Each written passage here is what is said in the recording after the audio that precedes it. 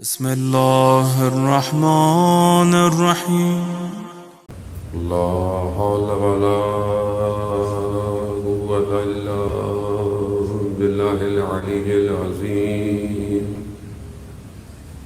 حسبنا الله ونعم الوكيل، نعم المولى ونعم النصير. أعوذ بالله من الشيطان الرجيم. بسم الله الرحمن الرحيم. الحمد لله الذي يؤمن الخائفين وينجي الصالحين ويضع المستكبرين ويهلك ملوكا ويستخلف آخرين. والصلاة والسلام على رسول الثقلين محبوب رب المشرقين والمغربين جد الحسن والحسين نبينا سيدنا أبي القاسم محمد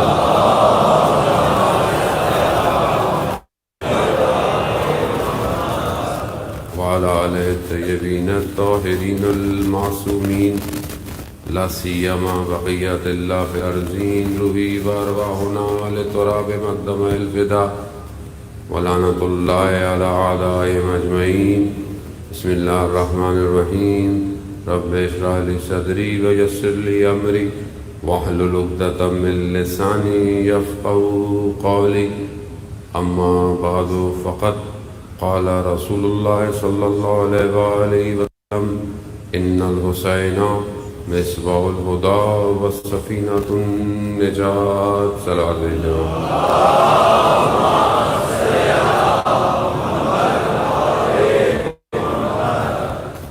عزیزان محترم، ماہ محرم ہے اور ماہ محرم کا پہلا عشرہ گزر گیا. یقیناً آپ نے اپنی طرف سے پوری کوشش کی ہوگی کہ اس مہینے میں بی بی کو ان کے بیٹے کا پرزہ دے، اور دیا بھی ہوگا. معیار ہم تو ظاہر ہے کسی چیز کا معین نہیں کر سکتے، کیونکہ وہ ظاہر کو نہیں، وہ باطن کو دیکھتے ہیں، اور عبادت کی قبولیت اس کا باطن ہوتا ہے، اس کا ظاہر نہیں ہوتا. اور باطن کا تعلق مادے سے نہیں ہے، باطن ملکوت ہے، مجرد ہے، وہ مادے میں نہیں آتا. دنیا کی کوئی machine, X ray, C T scan, کوئی بھی چیز انسان کے اندر کے معاملات کا اظہار نہیں کر سکتی.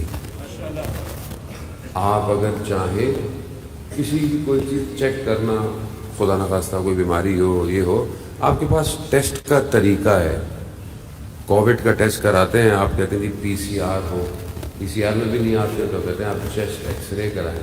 کسی نہ کسی طریقے سے آپ اس چھپے ہوئے وائرس کو ڈھونڈ لیتے ہیں. لیکن جو وائرس باطن میں گھس جائے، اور آپ کی توجہ، مجھے پتا ہے آپ 10 دن تھکے ہوئے ہیں، 10 دن محرم، ہمیں بھی بہرحال اس معاملے میں تھکنا کیسا، ساری زندگی ہی فدائے یا حسین ہے.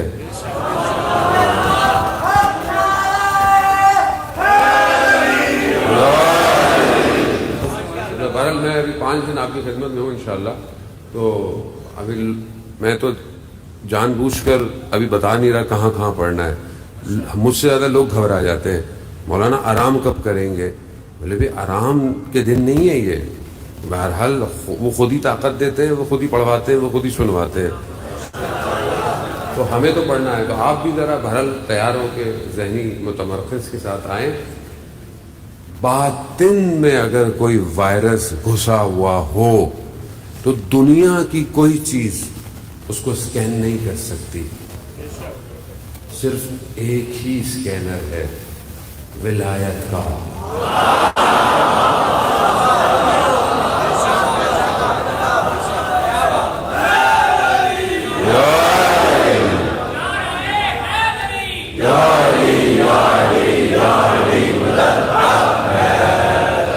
ایک ہی اسکینر ہے. اور یہ اسکینر زمانے اور مکانے میں نہیں ہے، یہ پورے طول بشریت میں ہے کہ اگر باطن کے وائرس کو نکالنا ہے نا تو پھر ولایت کا ذکر کرنا شروع کر دو، اب پھر سب پتہ چل جاتا ہے کیا اندر معاملہ کیا ہے۔ اسی لیے پروردگار نے قرآن میں، آج جمعہ بھی تھا، یقیناً آپ نے سورہ جمعہ پڑھا ہوگا یا سنا ہوگا، یا نماز وغیرہ جب بھی انسان کو توفیق ہوتی ہے یا نہیں بھی ہو، شب جمعہ بھی پڑھنا چاہیے۔ سورہ جمعہ چھوٹا سا سورہ قرآن کا، اس کے علاوہ بھی باقی سورت کے اندر بھی پروردگار کہہ رہا ہے کہ ہم نے اب تمہارے میں سے انبیاء کو بھیجا، نبی جو بھیجے ہم نے تمہارے درمیان سے ہی بھیجے، ہم نے آسمان سے نہیں اتارے نبی، تمہارے درمیان سے بھیجے۔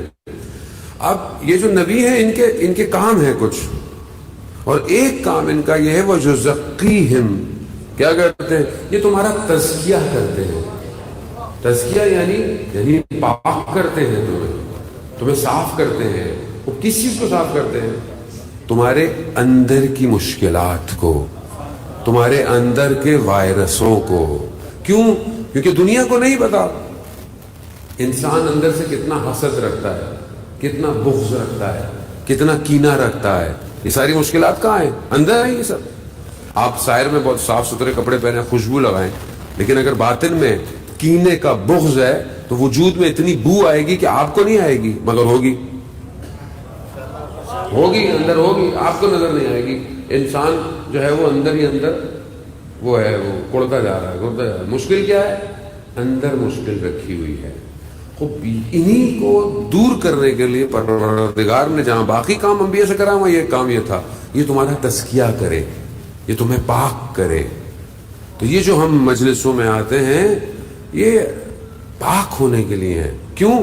کیونکہ ہم ان کا ذکر کرتے ہیں جن کا پروردگار نے ذکر کیا ہے۔ الا، قرآن کیا کہہ رہا ہے؟ آگاہ ہو جاؤ، الا بذکر اللہ تطمئن القلوب، آگاہ ہو جاؤ، اللہ ہی کا ذکر ہے جو دلوں کو اطمینان دیتا ہے، مطمئن کرتا ہے۔ اب آپ آج کل دنیا پریشان ہے، آپ کو پتا ہے دنیا واقعا پریشان ہے، ایک پینڈیمک کی وجہ سے، اس وبا کی وجہ سے، دوسرا اس کی وجہ سے اور بھی اثرات ہیں، اور بھی مشکلات ہیں، ظاہر ہے سوشل پرابلم ہے، اکنومیکل پرابلم ہے، معاشی مشکلات ہیں، لوگ گھریلو مشکلات ہیں، ملک کے اپنے حالات ہیں، پھر انسان کے اپنے گھر کے مشکل، یعنی انسان ہر طرف سے گھرا ہوا ہے، ایک پریشانی میں مبتلا ہے۔ نہ صرف یہاں، پوری دنیا مشکلات کے اندر ہے۔ اب اس مشکلات کا ایک حل تو یہ ہے کہ فوراً ایک حل ہے کہ لانگ ٹرم حل لو۔ اب ہم کوشش کریں گے کہ انشاءاللہ انہی حلوں کی طرف جائیں گے کہ کیا حل ہے اس دنیا کی مشکلات کا۔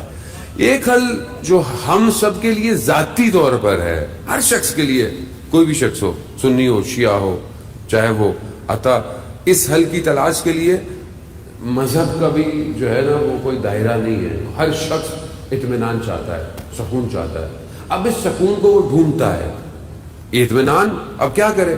کوئی کچھ اور کرتا ہے، کوئی پہاڑوں میں چلا جاتا ہے، کوئی جو ہے وہ میڈیٹیشن پہ چلا جائے گا، کوئی یوگا کرنا شروع کر دے گا، کوئی کچھ کرے گا۔ مسلمان جو ہے وہ نماز میں ڈھونڈنے کی کوشش کر رہا ہوتا ہے، لیکن ہم مسلمانوں کی، آپ کو تو نہیں کہہ سکتا، میں اپنے آپ کو کہہ سکتا، ہماری نمازیں کیسی ہیں؟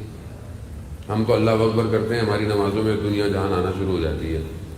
ہماری تو نماز میڈیٹیشن نہیں رہی۔ میں اپنی بات آپ کو نہیں خدا نخواستہ کر، میری نماز میڈیٹیشن نہیں ہے، مجھے اپنی نماز کو بنانا پڑے گا۔ یعنی جب میں اللہ اکبر کروں، یعنی کیا؟ تکبیرۃ الاحرام، یعنی اب کیا ہے؟ یعنی سب حرام ہو گیا، اب صرف تم ایک وادی میں آ گئے ہو، وہ وادی جو تمہیں تمہارے خالق کے سامنے لے کے جا رہی ہے۔ کیا واقعا میں اللہ اکبر کر کے اس وادی میں آ رہا ہوں؟ اچھا، اس وادی میں آنے سے پہلے کیا کیا میں نے؟ جتنی بڑی جگہ ہوتی ہے اتنا آنے سے پہلے کیا کرنی پڑتی ہے؟ تیاری کرنی پڑتی ہے۔ اب آپ ماشاءاللہ یہاں مجلس میں آئے ہوئے ہیں، کافی دیر سے آئے ہوئے ہیں، قسم معذرت بھی چاہتا ہوں، تھوڑا 10-15 منٹ لیٹ ہو گیا، کوشش کریں کل ٹائم پہ ہم اس کو شروع کر دیں۔ آپ آئے ہوئے، آپ اتنی تیاری سے آئیں اور میں بغیر تیاری کے آ جاؤں، مناسب ہے کیا؟ نہیں ہے، تیاری کرنی پڑے گی، کتنے بجے نکلنا ہے، کب نکلنا ہے، کہاں پہنچنا ہے، کہاں سے جانا ہے، اور ظاہر ہے پھر جو اصل کام ہے وہ کیا ہونا چاہیے. تو اب انسان جب سب سے بڑی وادی یعنی کیا، یعنی خالق کی بارگاہ میں حاضر ہو رہا ہے، تو کیا تیاری کر کے جا رہا ہے کہ نہیں جا رہا؟ مول صاحب وضو تو کیا ہے، مطلب وضو بھی ہمارا کیسا ہے، اس میں کوئی شرم کی بات نہیں ہے. زندگی جیسی بھی گزرتی ہے، آپ بڑے ہو جائیں چھوٹے ہو جائیں کوئی فرق نہیں پڑتا. ابھی بھی اگر آپ اپنا وضو چیک کریں، اصلاح کروا لیں، تو کوئی اس میں مذائقہ نہیں ہے. انٹرنیٹ پہ یوٹیوب پہ ویڈیوز پڑی ہوئی ہیں. بعض اوقات میں خود محسوس کرتا ہوں کہ اتنے عرصے لوگ نماز پڑھتے ہیں، چھوٹی سی غلطی وضو کے اندر بھی ہو جاتی ہے. جس کا وضو ہی صحیح نہ ہو اس کی نماز کیسے قبول ہوگی؟ انسان ساری زندگی نمازیں پڑھا، وضو صحیح نہیں ہے. تو اس میں کوئی نہیں ہے. اب وضو کر رہا، لیکن ادھر آپ وادی دیکھیں، کانسیپٹ دیکھیں، ذہن دیکھیں.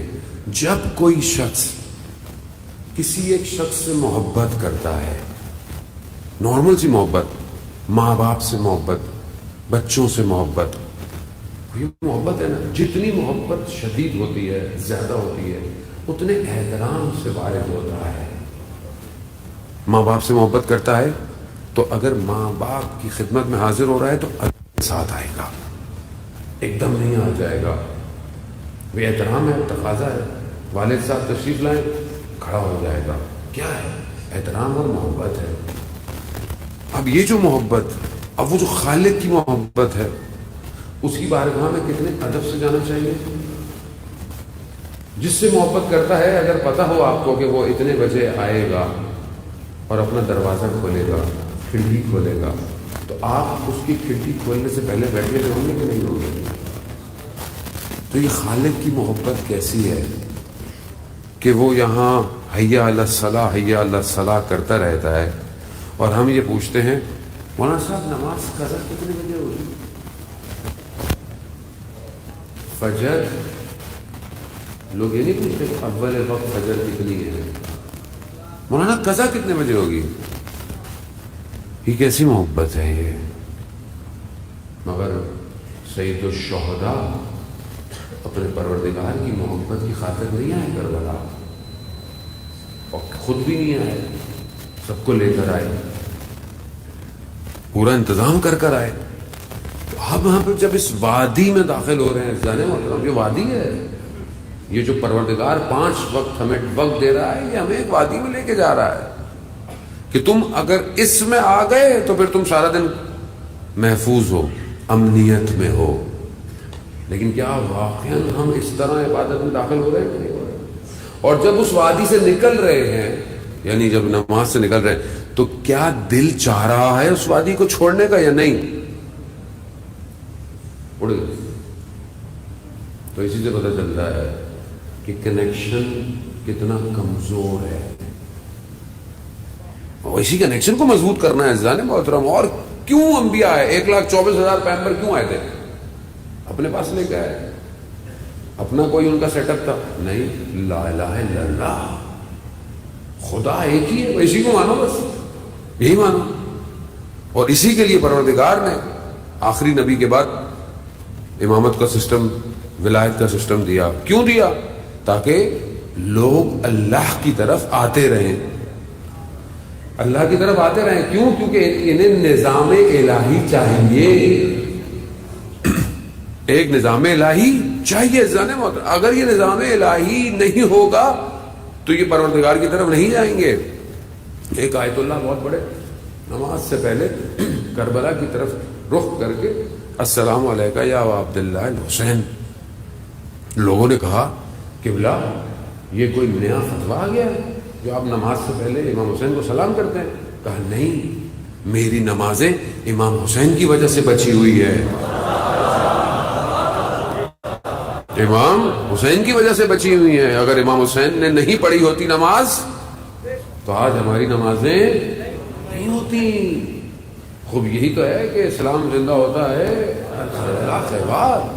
سمجھنے کی کوشش کریں، یہ معرکہ عام معرکہ نہیں ہے، یہ معاملہ عام یا سادہ معاملہ نہیں ہے. ہمارے چند دن آپ کی خدمت میں، اگر توفیق کوئی خدا کی یہ گزارشات جو آپ کی خدمت میں ہے کہ یہی چاہیے، کربلا جاوداں ہے، کربلا ہمیشہ سے ہے، ہمیشہ رہے گی، وہ یہ بہت بڑی ہے. تو اس کے جو راز ہیں، اس کے عوامل ہیں، ہم اس کو دیکھیں اور اپنی زندگیوں کو دیکھیں ہم اس کے کتنے قریب ہیں. پہلی چیز یہی ہے کہ جو عمل ہے اس کا پیرامیٹر کوانٹٹی نہیں ہے، اس کا پیرامیٹر کوالٹی ہے. اور وہ کوالٹی کیسے ہوگی، کیسے چیک کی جائے گی؟ وہ اخلاص کے ساتھ کی جائے گی. کیا خلوص پایا جاتا ہے یا نہیں جاتا؟ یا دکھاوا ہے خدا نہ خواستہ، یا ریاکاری ہے، یا مطلب کوئی اور ہے، ہر چیز کا.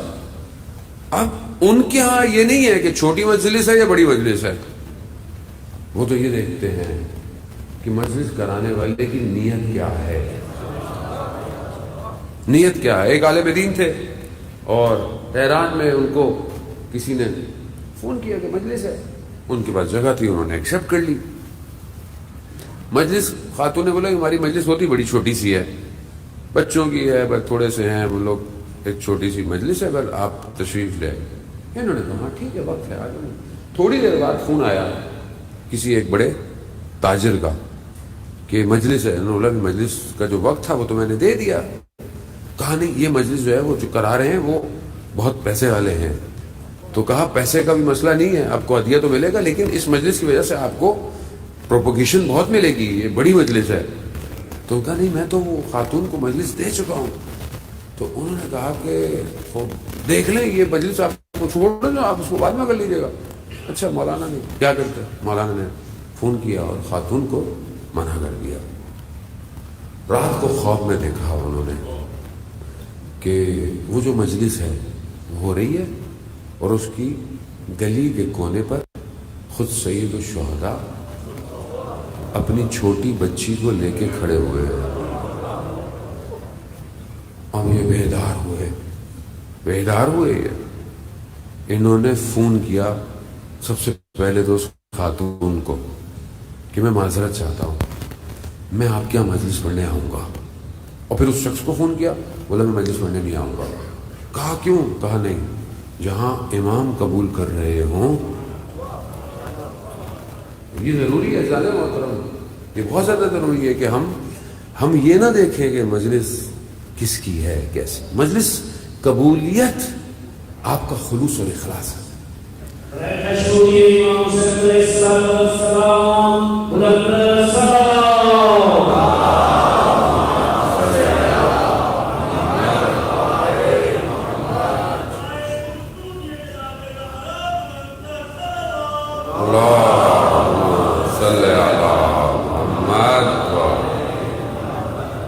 محترم اب یہ کیسے چیک کیا جائے گا؟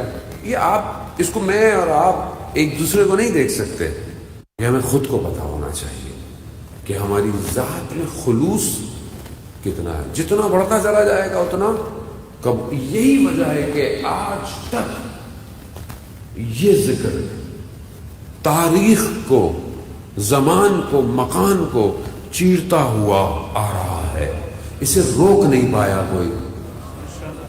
وجہ کیا ہے؟ وجہ یہی ہے کہ جب پروردگار چاہتا ہے، حدیث ہے کہ پروردگار چاہتا ہے کہ خیر پیدا کرے، اس کے دل میں امام حسین کی محبت کا اضافہ کر دیتا ہے.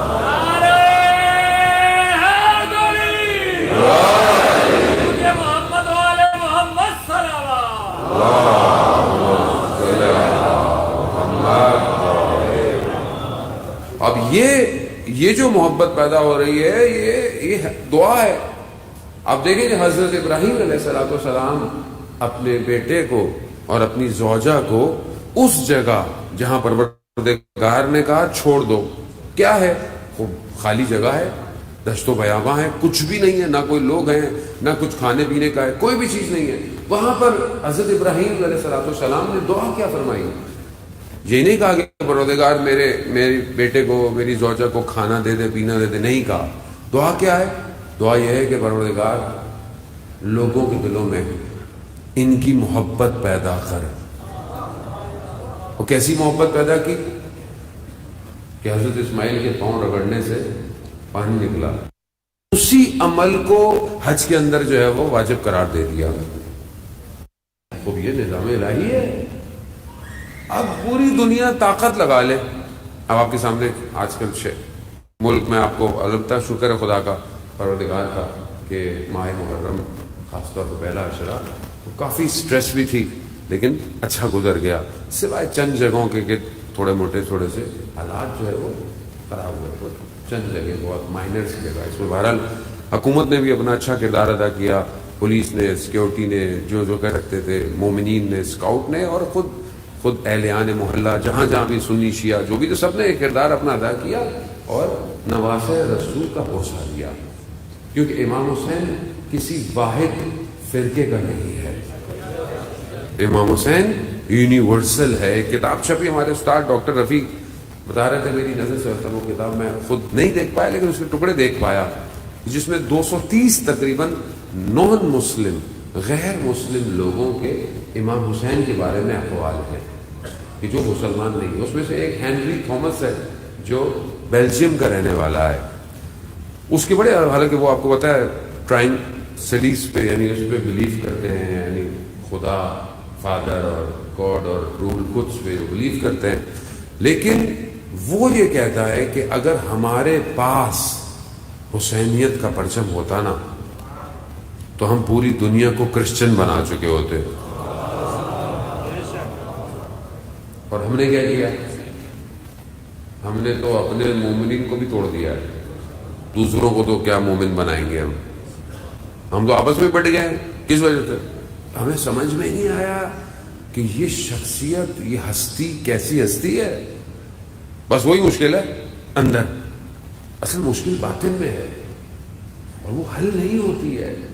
پھر بھی دیکھیں ان کا کتنا کرم ہے, ہم پورا سال کچھ بھی کرتے رہیں پھر بھی میرا مولا کریم ابن کریم ہے, ہر سال ہمیں اپنی مجلس میں بلا لیتا ہے. بھائی آپ اب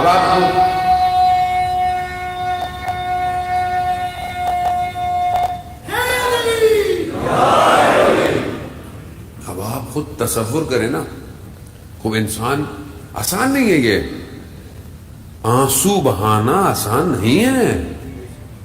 انسان اپنا بھی کوئی بعض اوقات مر جائے, آدمی آنکھ سے آنسو نہیں نکلتا آدمی کا, لیکن یہ ماجرا, یہ نام, ایک ہی نام پوری دنیا میں لیا جا رہا ہے. شاید آپ نہیں دیکھتے ہو, میں تو خود گیا ہوں, میں ایسی جگہوں پہ گیا ہوں کہ جو دنیا کے نقشے میں اگر آپ ڈھونڈیں بھی نا, ڈھونڈیں تو نقطہ ہے خالی پانیوں کے درمیان میں, ایسے جزیرے ہیں, نقطہ ہے, نقطہ, وہ بھی ڈھونڈنا پڑے گا آپ کو. وہاں میں گیا اور وہاں جب میں جا کر اترا, اول تو مجھے پتہ ہی نہیں تھا کہ ایسی بھی کوئی جگہ ہے. وہ تو خیر انہوں نے پتہ نہیں کسی طریقے سے مجھے کانٹیکٹ کیا اور میں بھی خیر وہاں پہنچا. جب میں پہنچا تو ایک تو وہ پورا 3.5 گھنٹے میں جزیرہ ختم ہو جاتا ہے, پورا 3.5 گھنٹے میں ختم ہو جاتا ہے. ٹوٹل وہاں پہ 50,000 مسلمان ہیں ٹوٹل, اس میں سے 2,500 شیعہ ہیں خالی. وہ ان کے بڑے بڑے پریزیڈنٹ, اس کا پریزیڈنٹ, مدرسے کا پریزیڈنٹ, جماعت کا پریزیڈنٹ, پینل, سب ایئرپورٹ پہ کھڑے ہوئے, کوئی پتہ نہیں کون آ رہا ہے. میں جب وہاں اترا, اردو بھی ان کی اچھی نہیں ہے, فرینچ بولتے ہیں وہ, اردو جس طرح سے انہوں نے ذکر کیا نا, میری آنکھوں میں وہیں آنسو آ گئے صرف یہ دیکھ کے کہ اہل بیت کہ یہ کیا کرم کیا ہوا ہے آپ نے, دنیا کے ٹکڑے ٹکڑے پر آپ کی محبت لوگوں کے اندر گھسی ہوئی ہے.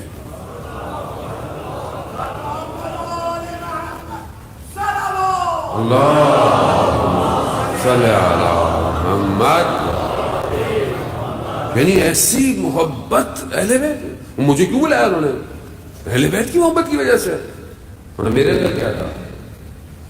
اور یعنی آپ سوچیں, اور ابھی میں غیر اور بھی بہت سی جگہ جاتا رہا, میرے پاس میسیجز بھی آئے, مڈاگاسکر اور افریقہ کے مختلف گاؤں دیہاتوں میں افریقن اپنی زبان میں امام حسین کا گریہ اور مکر ہے. کیا ہے یہ کیا ہے؟ یہ ان کا کرم ہے. یہ وہ چاہتے ہیں. اللہ صلی اللہ. یہ وہ چاہتے ہیں، اور جب وہ چاہیں،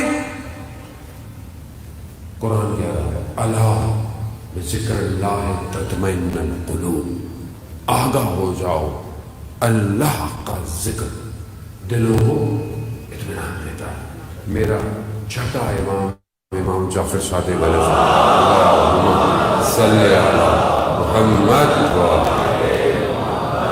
امام ارشاد فرماتے ہیں نحنو ذکر اللہ، ہم اللہ کا ذکر ہیں. تم ہمارا ذکر کرو، تمہارے دل اطمینان پا جائیں گے. یہ ہے کہ ذکر کریں کیسے؟ اپنی مرضی سے یا جیسے وہ چاہتے ہیں. اگر آپ پریشان ہیں، اگر آپ آج دنیا مطمئن نہیں ہے، آپ یہ مت سمجھیں کہ ایک شخص کے پاس فقیر ہے، ذاتی جو مشکلات ہیں، پیسے کم ہیں تو یہ پریشان ہے، جس کے پاس پیسہ ہے وہ پریشان نہیں. ایسا نہیں. ہر شخص پریشان ہے، اس کو کوئی اور پریشانی ہے.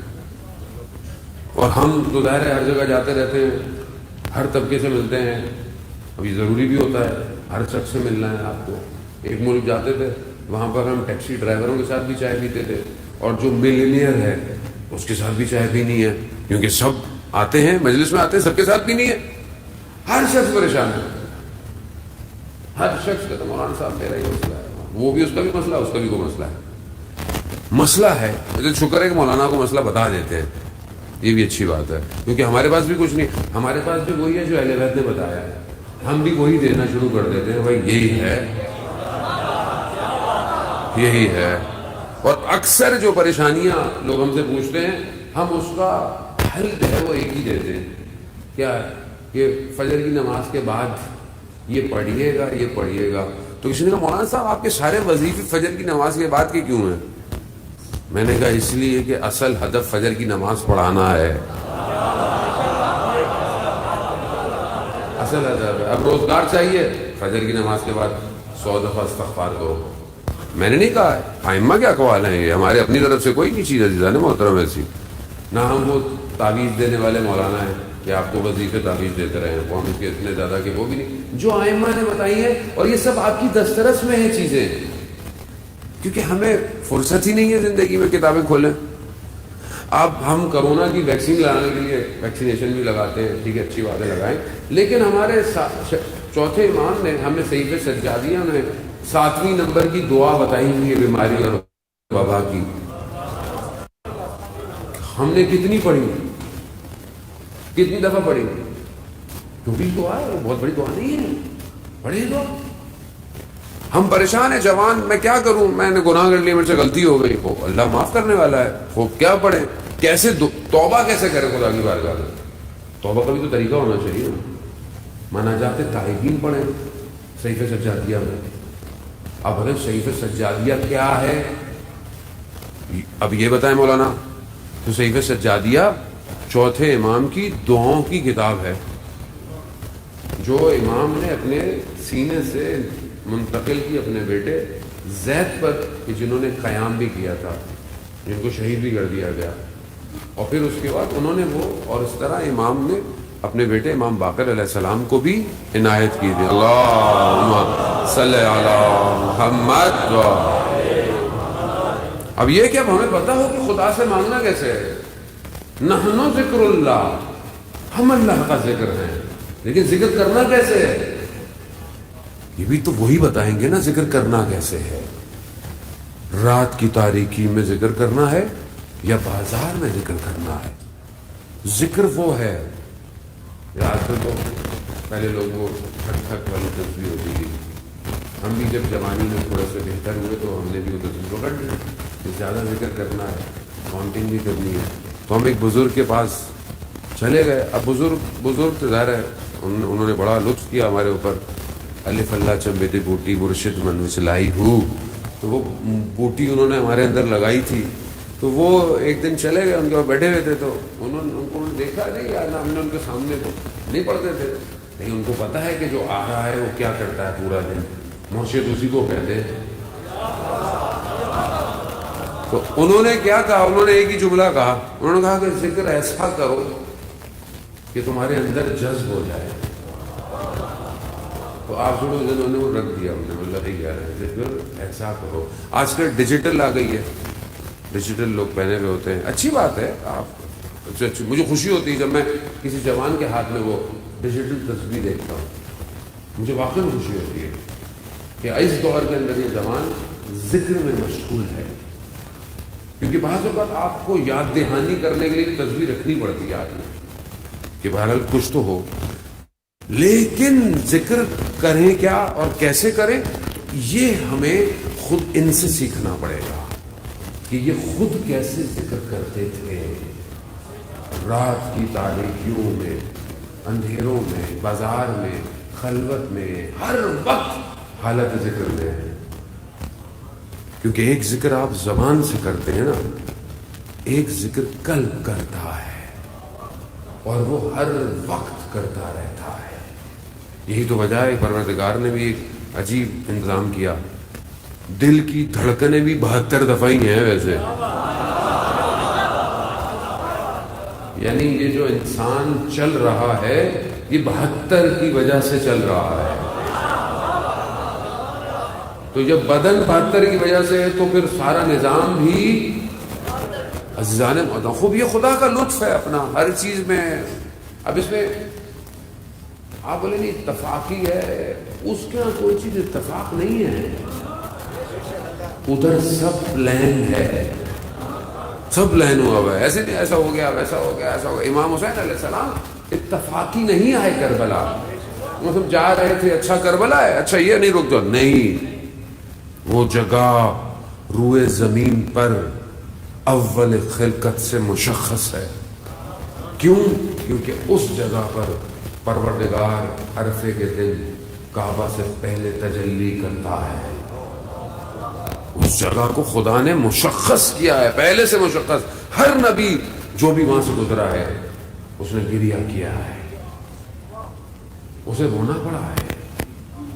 پہلی مجلس جو پڑی ہے وہ حضرت جبرائیل علیہ السلام نے پڑھی ہے کہ جب حضرت آدم علیہ السلام کو کہا گیا کہ وہ نام، وہ کلمے کہ جس سے خدا جو ہے وہ آپ پر رحم فرمائے، تو وہ کلموں میں جب نام آیا نا بحق الحسین، تو کہتے ہیں حضرت آدم مغموم ہو گئے، ان کی غم کی حالت ہو گئی، ان کے اندر غم کی حالت ہو گئی ان کی.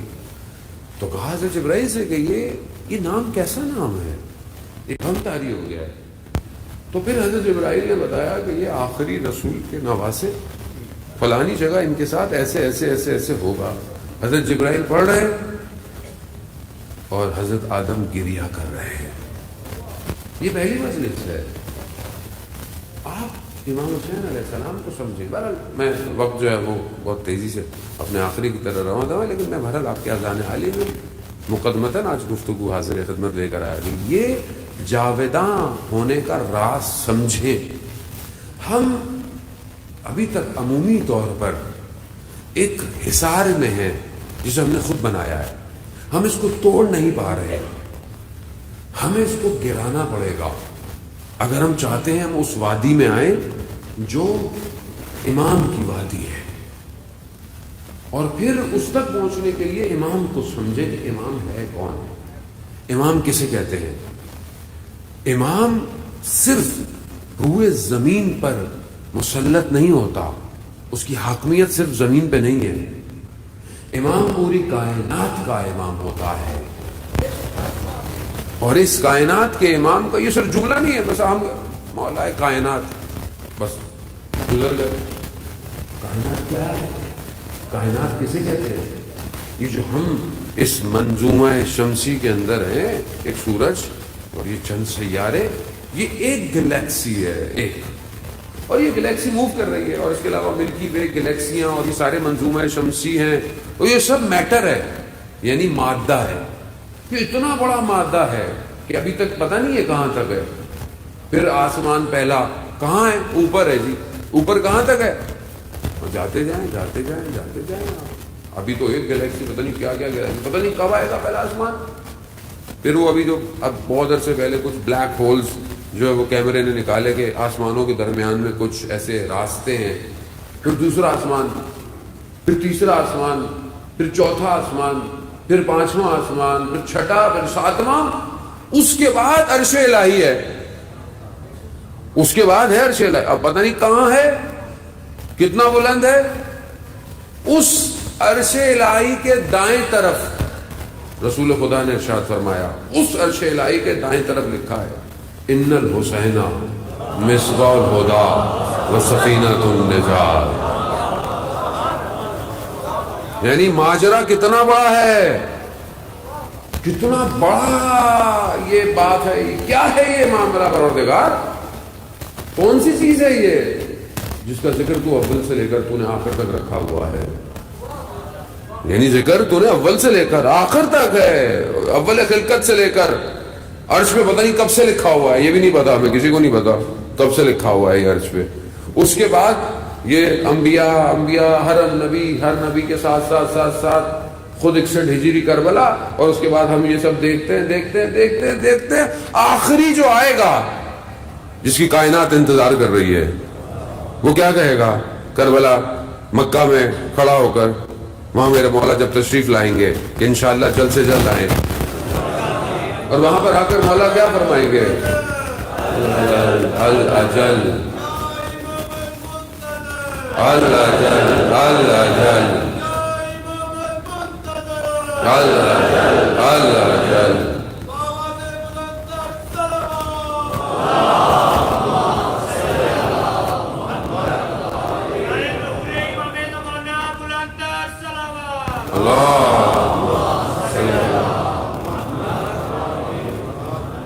عزیزان محترم، اب وہاں سے لے کر معاملہ چلتا چلتا آخری کیا ہے؟ ظہور میں بھی میرا مولا کہ میری جانیں، میری اولاد، میرا مال سب میرے امام پر قربان ہو. امام تشریف لائیں گے. امام کیا کہیں گے؟ یا اہل العالم، اے دنیا، اے عالم کے لوگوں، میں حسین کا فرزند ہوں جسے پیاسا شہید کیا گیا. یعنی آخری بھی امام حسین. معاملہ یہاں بھی نہیں رکا، معاملہ یہ تو دنیا ہے یہاں رک جاتا. عالم برزخ، عالم برزخ یعنی دنیا کے اور قیامت کے درمیان میں ہے. جو لوگ مر گئے ہیں وہ عالم برزخ میں ہے اس ٹائم. آج جمعے کا دن تھا، متوقع ظہور کا دن تھا، اور آج بھی امام نہیں آئے. میں بھی مصروف رہا اپنی زندگی میں کہ میں نے 10 دن مجلسیں پڑھی ہیں، تھکا ہوا ہوں، ایسا ہے ویسا ہے، جو ہوتا ہے. آپ بھی مصروف رہے ہوں گے اپنی زندگی میں. کسی خیال آیا کہ آج اس نے آنا تھا؟ 10 دن وہ اصل وارث، اصل پرسہ اسی کو لینا ہوتا ہے نا. اصل وارث وہی ہے کربلا کا. 10 دن امام نے دیکھا ہوگا کہ یہ لوگ اتنا میرے جد کے لیے ماتم کر رہے ہیں، گریہ کر رہے ہیں. 10 دن گزرنے کے بعد میرے ظہور کے دن کے لیے یہ کتنا میری طرف ہے. آسان معاملہ نہیں ہے جناب محترم. میں آپ کو بہرحال میں خود اس چیز کو بہت شدید طریقے سے محسوس کرتا ہوں، خود رہتا ہوا اپنے وجود کے ساتھ، کہ میں خود پھنسا ہوا ہوں، میں خود گرفتار. میں کیسے اپنے امام کے پاس آؤں کہ جب میں دیکھتا ہوں تو میں اپنی زندگی میں مصروف ہوں. مجھے اپنی مجلسوں کی فکر ہے، یہاں پڑھنی ہے، وہاں پڑھنی ہے، یہاں جانا ہے، وہاں جانا ہے. امام کدھر ہے؟ کہاں تیاری ہے اس کی؟ انہم یرونہ بعیدا ونراہ قریبا. تو عہد کے جملے ہیں نا کہ وہ آپ کو دور دیکھتے ہیں لیکن میں آپ کو قریب دیکھتا ہوں. یہ دعا عہد کے جملے ہیں کہ انشاءاللہ ہم لوگ دعا عہد پڑھتے ہوں گے صبح فجر کی نماز کے بعد. یہ کم سے کم محبت کا اظہار دعائے عہد ہے فجر کی نماز کے بعد. جیسے چھٹے امام نے کہا کہ 40 دن پڑھو, اگر مر بھی جاؤ گے نا تو قبر سے اٹھائے جاؤ گے ثبوت کے لیے. تو اتنا تو حق بنتا ہے کہ 40 دن کم از کم پڑھیں اس کو. امام ایک عالم دین آیت اللہ شمس الدین کہتے ہیں کہ میں عالم دین اپنے پریشان تھے, بیمار تھے, وہ مشکلات میں تھے, اپنے گھر کے صحن میں ٹہلے جا رہے ہیں. کیوں پریشانی ہے؟ پریشانی اور کہہ رہے ہیں کہ مولا میں اتنا پریشان, میری مشکلات ہے, آپ میری مدد کو نہیں آتے. ایسے وہ دیکھتے چلتے چلتے اچانک سے دیکھا امام ساتھ چلنا شروع ہو گئے. امام چلنا شروع ہو گئے اور کہا فلانی جگہ تم مشکل میں پھنسے تھے, تمہیں کس نے نکالا؟ فلانی جگہ تمہیں یہ مصیبت آ گئی تھی تمہارے اوپر, تمہیں کس نے بچایا؟ ایک ایک کر کے سب گنوایا. کہا ایسا نہیں ہے, ہم تمہاری خبر رکھتے ہیں. خود امام نے جو شیخ مفید کو جو توقیع لکھی ہے, توقیعات ہیں جو خود امام کی طرف سے جو ہے وہ اول شروع کے اوقات میں, جب یہ جو امام کی غیبت صغرا ہے پھر غیبت کبرا کے شروع کے جو سال اس میں توقیعات ہیں امام کی طرف سے. وہاں پر امام نے خود کہا ہے کہ ہم اپنے چاہنے والوں کی خبر رکھتے ہیں, ہم تک تمہارے حالات آتے ہیں, اور اگر ہم تمہارا خیال نہ رکھیں تو دشمن تمہیں چیز پھاڑ جائے. یہ خود امام ہے.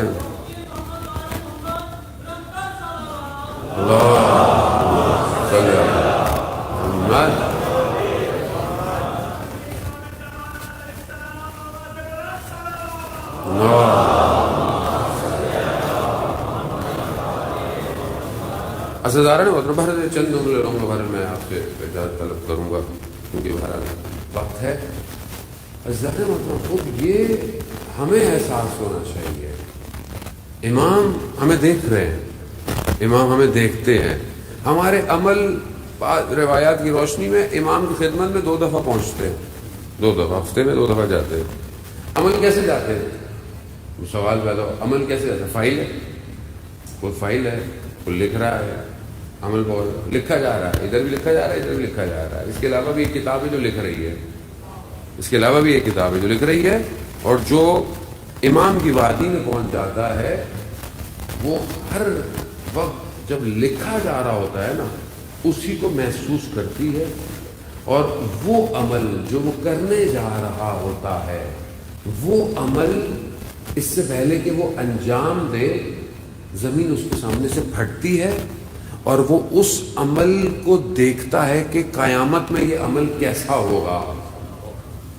اس کو نظر آتا ہے, اگر اچھا ہوتا ہے تو وہ انجام دیتا ہے, برا ہوتا ہے تو وہ عمل سے پیچھے ہو جاتا ہے. یہ ایسی بات ہی ہے عزیزان محترم, یعنی مومن جو صحیح ایمان کے ساتھ اس وادی میں داخل ہو اسے آخرت تک نظر آنے لگ جاتا ہے. یہ مومن ہے. ہاں, اور امیر المومنین کیا ہوں گے؟ یہ مومن ہے. امیر المومنین کیا ہوں گے؟ سمجھنے کی کوشش کریں عزیزان محترم, یہ وادی سنگین وادی ہے, یہ وادی آسان وادی نہیں ہے. اسی لیے یہاں پر امام نے چن چن کے لوگوں کو بلایا تھا.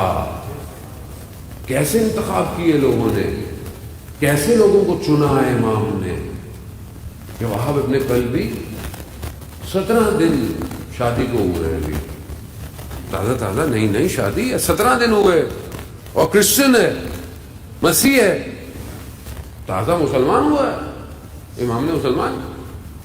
اس پر آپ کمال سمجھنے کی کوشش کریں امام کی وادی کو, کہ جب کوئی آ گیا تو پھر سوچیں وہ کہاں پہنچتا ہے. جب وہ شہید ہوا کربلا میں, دشمن نے اس کے سر کو اٹھایا اور اس کی ماں کی طرف جو ہے وہ جسارت کی. ماں نے سر لیا, واپس دشمن کو دے دیا, اور کیا کہا کہ جو ہم دے دیتے ہیں وہ لیتے نہیں ہیں. یہ کون ہے میرا مولا؟ یہ کن کو لے کر آپ آئے کربلا؟ یہاں ہر شخص کٹنے کو تیار ہے. ہر ماں اپنے بچے کی تیاری کر رہی ہے. کوئی غم نہیں ہے, کسی کو افسوس نہیں ہے. ایسا نہیں ہے کہ کسی نے بولا یہ کیا ہو گیا, نہ. جو تھوڑا بہت بچ گیا وہ افسوس کر رہا ہوگا. اور جس نے قربانیاں دی, ہر بچے نے بھی ایک سے بڑھ کر ایک قربانی دی ہے, ایک سے بڑھ کر ایسی مثال قائم کی. چاہے وہ بوڑھا ہو, چاہے وہ بچہ ہو, چاہے وہ جوان ہو, چاہے وہ گود میں بچہ ہو, ہر شخص نے کمال کیا ہے. یہ وادی ایسی ہے, اس وادی کو سمجھیں. چند دن خدا میں توفیق دے کہ ہم اس وادی کو سمجھنے کی کوشش کریں.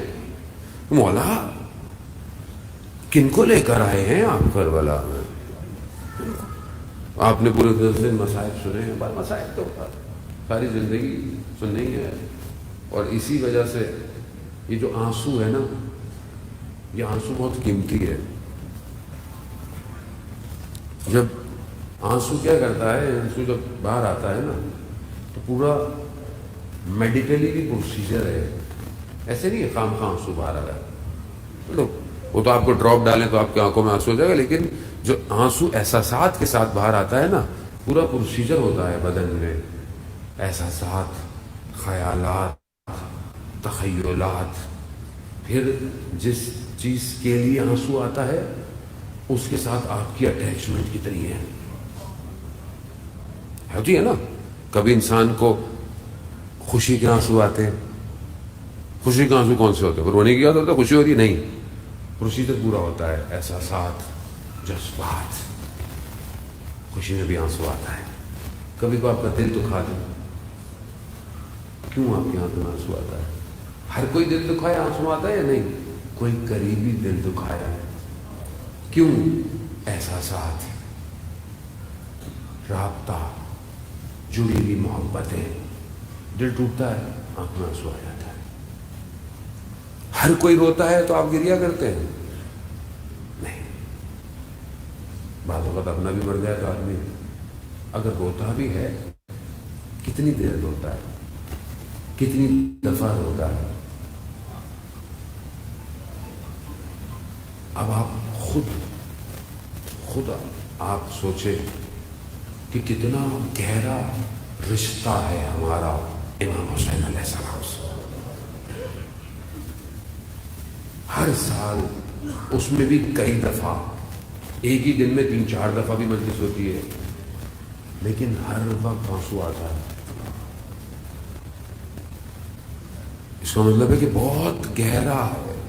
8ویں امام کہتے ہیں کہ یہ جو آنسو ہے امام حسین پر, یہ گناہ کبیرہ اور صغیرہ کو دھو دیتا ہے. یعنی کیا؟ یعنی اس میں کیا ہے ایسا؟ اس میں ایسا کیا ہے؟ اسی لیے کہا جاتا ہے آؤ مجلس میں آؤ, روکو نہیں کسی کو. ہاں بعض وقت کہتے ہیں تم مجلس میں آ رہے ہو, سارا دن سارا سال تم پتہ نہیں کیا کرتے. نہیں, یہ آپ کی مجلس نہیں ہے, یہ سید الشہداء کی مجلس ہے, جو آخری وقت میں حر کو حر علیہ السلام بنا سکتا ہے. ہمیں بھی تو معاف کر سکتا ہے نا, ہم بھی تو گناہ گار ہیں, خطا کار ہیں. ہم بھی اس وادی کو سمجھیں. یہ وادی ہے ہی ایسی وادی. آپ نے سارا مسائل سنے عزیزان محترم, بس میں کل کی شب کے کچھ چیزیں آپ کی خدمت میں, اور آج 11 کا دن, جتنی طاقت ہوتی ہے 10 تک ہوتی ہے آدمی کی، 10 کے بعد آدمی گر جاتا ہے. ہم بھی پوری محنت طاقت لگاتے ہیں، البتہ یہ تو انہیں کی طرف سے دین ہے، لیکن 10 کے بعد ہماری کیفیت تبدیل ہو جاتی ہے. اور ان کا اصل سفر 10 کے بعد شروع ہوا. ان کا اصل سفر وہاں پر ایک نیزہ آیا جو حضرت علی اکبر کے سینے پہ بھی لگا. ایک نیزہ. یقیناً جناب علی اکبر کی شہادت بہت بڑی شہادت ہے، ہاں، لیکن اب ہر گلی، ہر کوچے، ہر بازار، ہر دربار میں امام سجاد کو نیزے لگیں گے. اللہ اکبر، اللہ اکبر.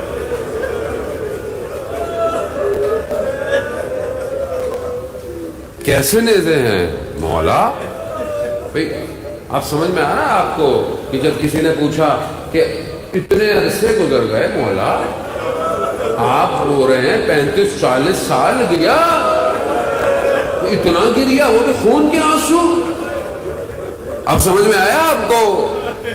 یقیناً وہ بھی بڑی قربانی ہے. وہ ہرملہ کا تیر 3 پھل والا جو چھوٹے بچے کو نہر کر گیا، آسان نہیں ہے. مگر یہاں پر زبانوں کے تیر لگیں گے. ابھی آ گئے. اللہ اکبر. آسان ہے سید الساجدین کے وسائل؟ نہیں. ہاتھوں میں رسیاں، گلوں میں طوق. اللہ اکبر. شروع ہو گیا نا یہ سفر، آج شروع ہو گیا. آج یہ سفر شروع ہو گیا. ہاں عزاداران محترم، بس میں آپ مسائل تو ہو گئے، بس آپ نے گریہ کیا، مسائل تو ہوگا. عزاداران محترم، اب یہ بس میں تھوڑا سا ساتھ دیجیے گا. بہرحال آج کا دن مخصوص تھا تو اس کے نہیں پتا کل شب رات کیسے گزری، کیسے گزری. وہ خیمے جو ایک شب پہلے آباد تھے، وہ کل شب برباد ہو چکے. مائیں جھولیاں خالی لیے بیٹھی ہیں. نہیں پڑھا جائے گا عزاداران محترم. شاید میں اگر شب کے مصائب شروع کیے نا تو میں شاید آج دن نہیں پہنچ پاؤں گا.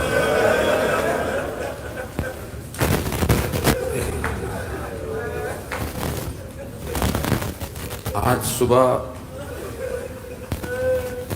وہ کان منتظر رہے کہ شاید علی اکبر اذان دے.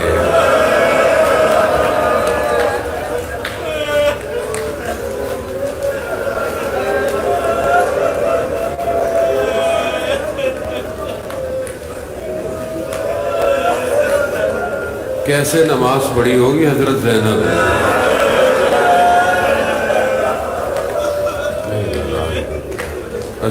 خدا آپ کو اس کا خدا آپ کو محسوس ہوا؟ احساس کسے کہتے ہیں؟ اب آپ کو پتہ چلا رابطہ کتنا مضبوط ہے. بس عزاداران، مجھے نہیں لگتا کہ میں پڑھ پاؤں گا. بس میں آپ کو ایک جملہ کہتا ہوا چلوں، باقی کا اگر کل زندگی رہی تو پڑھیں گے. سب آپ سنتے رہے. صبح آپ نے روزہ عاشور آپ پچھلے 10 دن سے سنتے آئے. ایک دن میں سارے مسائل پڑھنا ممکن بھی نہیں تھے. آپ مخصوص شبوں میں مسائل سنتے گئے. روزہ عاشور آئی، آپ نے عمل بھی کیا، اعمال بھی کیے، زیارتیں بھی پڑھی. آپ نے مسائل بھی سنے، 1 یا 2 مسائل بس. اس کے بعد آپ ماتم جلوس میں مشغول ہو گئے. لیکن جو ہم پچھلے 10 دن پڑھتے آئے وہ ہوا چند گھنٹوں میں ہے. وہ ہوا چند گھنٹوں میں اور اثر تک سب ختم ہو گیا. اس کے بعد وہ واقعہ الگ ہوا وہ الگ گفتگو اپنی جگہ باقی رہے کہ کیسے آئے، کیسے خیمے چلے، کیسے بچے دوڑے، کیسے بھاگے، وہ کیا ہوا، وہ اپنی جگہ. بس ایک چیز تصور کریے گا اور آپ سے التماس دعا، یہ سب کچھ جو دیکھ رہا ہو، جتنا دیکھ سکا، تھا تو بیمار، جتنا دیکھ سکا، جتنا دیکھ سکا، اس کے بعد جو ہوا اسے تو امام دیکھتے رہے نا. خیموں کو کیا ہوا، دامن میں آگ لگی، یہ سب دیکھتے رہے. اب یہ سب ہونے کے بعد بس آپ اپنے دل پر آپ دیکھیں، ہم برداشت نہیں کر سکتے. آپ خود سوچیں، یہ سب گزرنے کے بعد مغرب کی نماز، پہلا سجدہ، سید الساجدین نے سجدے میں کیا کہا ہوگا، سبحان ربی، سبحان اللہ، سبحان اللہ، سبحان ربی الاعلیٰ. یعنی عظمت ہے تیری پروردگار، تو ہی منزہ ہے، یہ حمد صرف تیرے ہی لیے. اب یہ حمد میرے مولا نے کس احساس کے ساتھ کی ہوگی جس نے اپنے 18 یوسفوں کو قربان ہوتے